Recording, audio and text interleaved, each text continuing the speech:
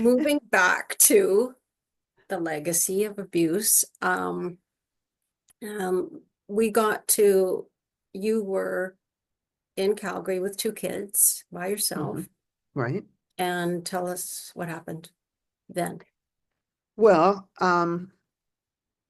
what happened to me was that I went to a meeting one time, a meeting potluck dinner type thing, and somebody approached me and said, "Oh, why are you here?" And I said, my marriage broke up, and he said, "Oh, I've got books I can lend you."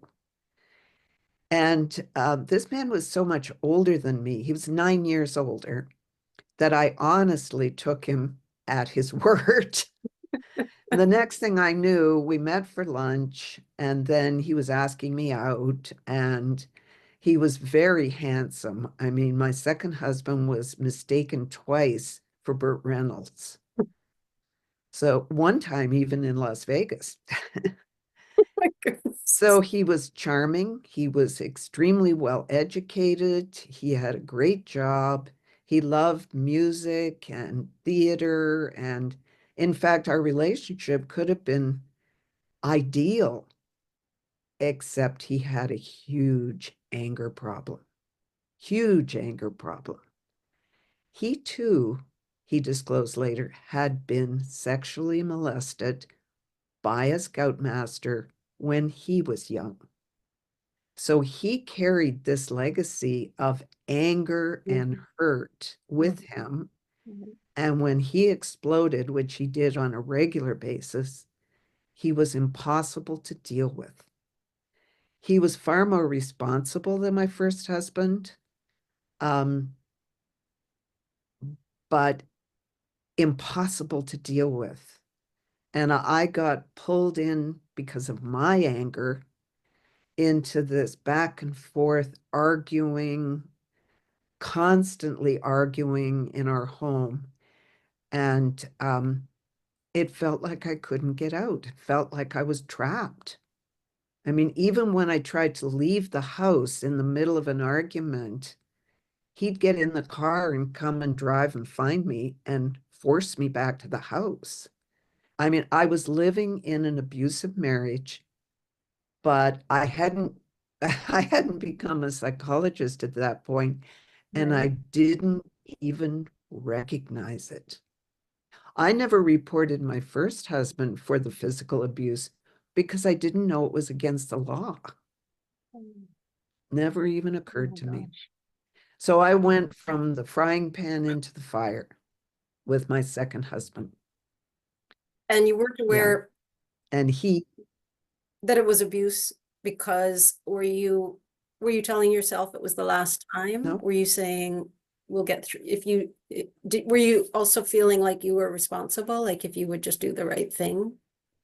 oh, I felt I was responsible for changing him, for getting him to understand that his explosive anger was hurting us and hurting the kids, um, providing a very destructive environment in our home. It was my job to Mm. explain all that to him. Right. So hours and hours of my time was spent, sit down. I'm going to explain it to you. Let's try to do this. And then I was in therapy all the time, and my therapist said, "Well, your children aren't being, there's no evidence that they're being negatively affected by all this." Oh no. Well, they were negatively affected.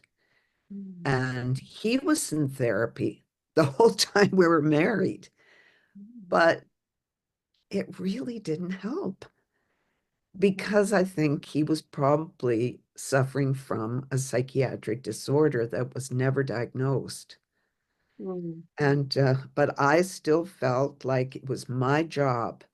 Mhm. I had married him. I had to help fix him. I can't admit to my parents that I made another bad choice and Right. to get another divorce. That would be unthinkable. So I felt trapped, is what I felt. And yeah, he eventually died of cancer, releasing me Ah, from this toxic marriage. right. So that must have given you a new opportunity. Um, Yeah, a what new life. happened? What happened then in terms of you'd seen these dysfunctional relationships, which have some similarities. What I see similar is, I'm sure you've noticed, is this the just like I had in my life, this wish to control and thinking it was up to me and that I could control it, Right. Yeah. rather than feel the helplessness of this is not in my control. Right. And that it's his responsibility, not mine. Mhm.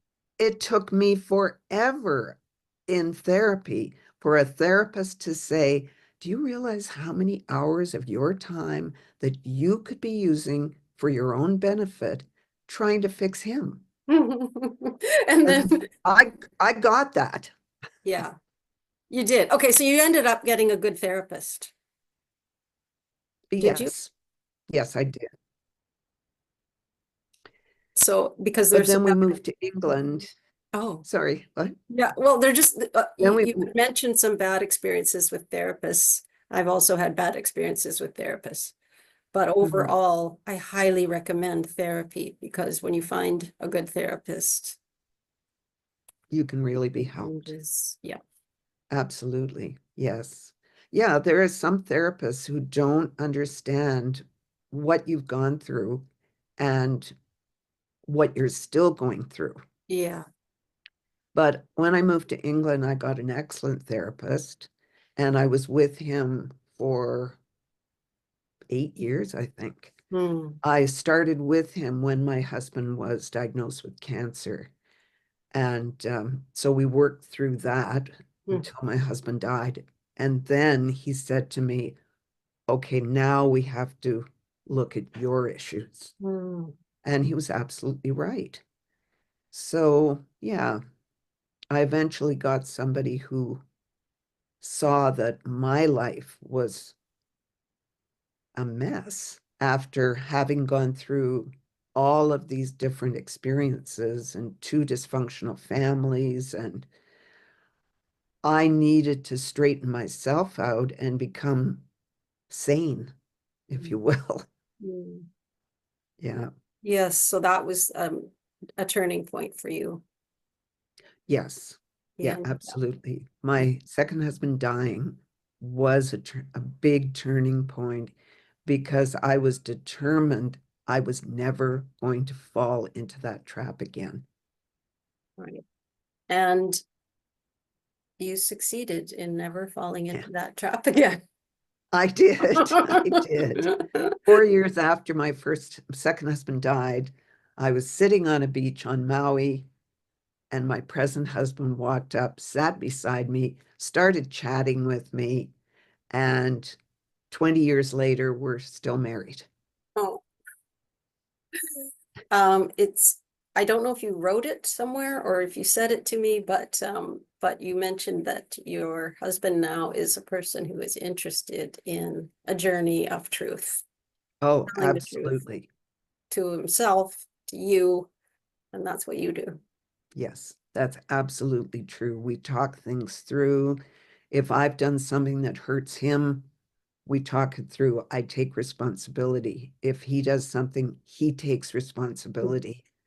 And that's the key. You are going to Mm. make mistakes in a Mhm. marriage. There's no two ways about it. Yeah. But if you can take responsibility for what you do or say, that's the key to me.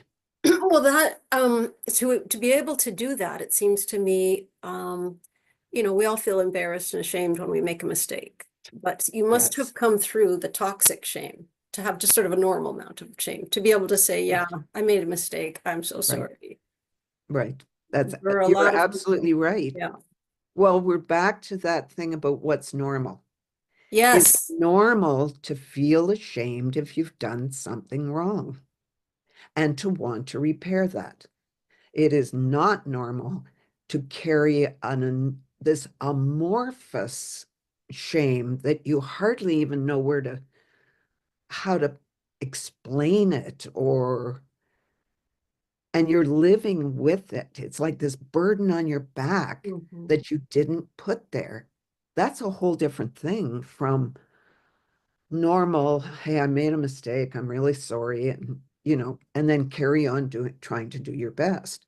Yeah, Yeah. because it doesn't allow you to say, hey, I made a mistake. When the shame is so overwhelming, I mean, I've just crept out of situations and relationships rather than say, I made a mistake. Yeah. And that's Yeah. that's a toxic level of shame. That's a big teaching too. I don't, unless you come from a family that models that for you, it's very difficult to learn. And Yes, I certainly didn't have a family that modeled that. yes. So, Yeah, it seems like the way to that to the shame busting will also bust the tendency to deny. Because I think that yeah. all of that denial at all of the levels that you described with your parents and the school board and the village and everything, a lot of that is about shame. Mm. Yeah, I think so. Yes, I think you're right. I can't even admit, or I couldn't even admit the things I was responsible for because it all seemed too frightening. And Mhm. also, if I did that, I married two men who, if I said I was wrong, would really, really come down hard on me. Like there wouldn't be any Mm, space to talk it through, mm. and that I have now in my present relationship. Yeah, if I say I'm wrong about something, I'm going to get crucified. So, that just seems to me like an excellent test to put forward. Not that we're going to be testing people in our relationships, but a little bit in terms of knowing how safe it is. If there's no safety in any relationship with a sibling or a friend or a lover, if there's no safety in saying, oh, I made a mistake, Mhm. then there's no safety.